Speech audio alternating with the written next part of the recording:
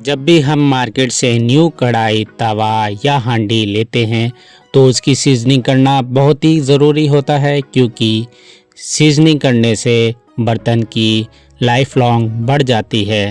Life long बढ़ने के साथ खाना उसमें चिपकता नहीं है, चाहे वो बर्तन कास्ट आयरन यानी लोहा, कार्बन स्टील या फिर पारंपरिक पीतल और कांसे का क्यों ना हो बर्तन, और इस्तेमाल करना आसान हो जाता है। तो इस वीडियो में हम जानेंगे कि सीजनिंग कैसे करते हैं, तो वीडियो में बने रहें।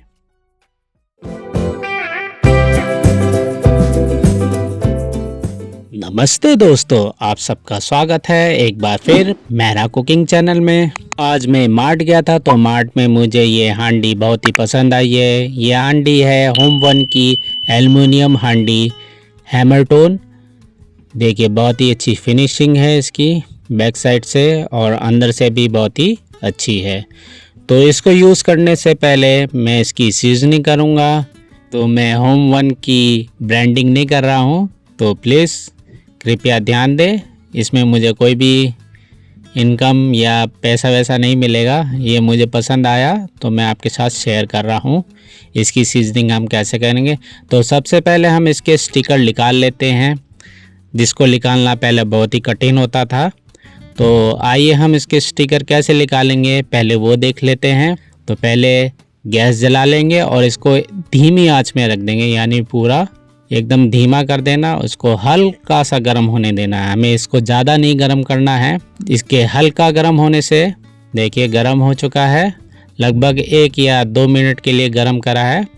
ये हल्का गर्म हो गया है तो एक नाइफ़ की सहायता से यानी चक्कू की सहायता से इस स्टिकर को हम निकाल लेंगे। ये देखिए बहुत ही आराम से निकल आएगा। ये देखिए बहुत ही आसान हुआ ना स्टिकर को निकालना। अभी जो ये बैक साइड में स्टिकर लगा है उसको हम निकाल लेंगे। इसको भी हल्का सा हम चक्कू की सहायता से साइड से निकालेंगे और ये स्टिकर पूरा निकल आएगा। ये देखिए बहुत ही आसान है स्टिकर निकालना। तो मैंने स्टिकर निकाल लिया है। जी हाँ, तो देखिए बहुत ही आसानी से ये स्टिकर निकल आया है, हमें ज़्यादा मेहनत भी नहीं करनी पड़ी। तो आप कोई भी नया कढ़ाई, तवा या हांडी लाएं, अगर उसमें स्टिकर लगा हो तो आप इस तरीके से आप स्टिकर निकाल सकते हैं। ये देखिए एकदम पूरा साबुत स्टिकर निकल आया है, ज़्यादा मेहनत नहीं करनी पड़ी। तो सेकंड स्टेप, इसमें मैं बर्तन धोने वाला माइल्ड लिक्विड सोप यूज़ कर रहा हूँ और सॉफ्ट स्पंज की सहायता से इसको अच्छी तरह धो रहा हूँ। हमें ये क्यों धोना चाहिए? क्योंकि मैन्युफैक्चरिंग के दौरान और पैकेजिंग के दौरान इसमें केमिकल की परत रह जाती है, तो इसलिए हमें सबसे पहले इसको धो लेना चाहिए अच्छे से। और धोते समय कभी भी हमें स्टील वूल या लोहे वाले सख्त जूने का इस्तेमाल नहीं करना चाहिए, नहीं तो इस पे जो लगी कोटिंग होती है उसमें स्क्रैच पड़ जाएगा। तो ये होम1 की एल्युमिनियम हांडी हैमरटोन को मैंने अच्छे से साफ़ कर लिया है, यानी धो लिया है। तो नेक्स्ट स्टेप क्या करना है, इसको अब हम अच्छे से सुखा लेंगे। सूती के कपड़े से या टिश्यू पेपर से इसको अच्छे से सुखा लेना है। सुखा लेने के बाद इसमें हम 1 या 2 चम्मच ऑयल डालेंगे और ऑयल डालने के बाद इसको अच्छे से स्प्रेड कर देंगे। टिश्यू पेपर या आपके पास कोई ब्रश हो हल्का वाला, उससे हम इसको चारों तरफ फैला देंगे। इसके कोनों कोनों तक लगा लेंगे हांडी के।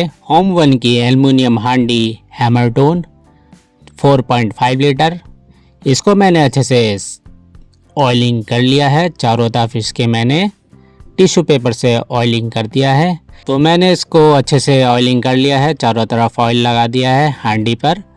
अब इसको 102 मिनट के लिए साइड में रख देंगे।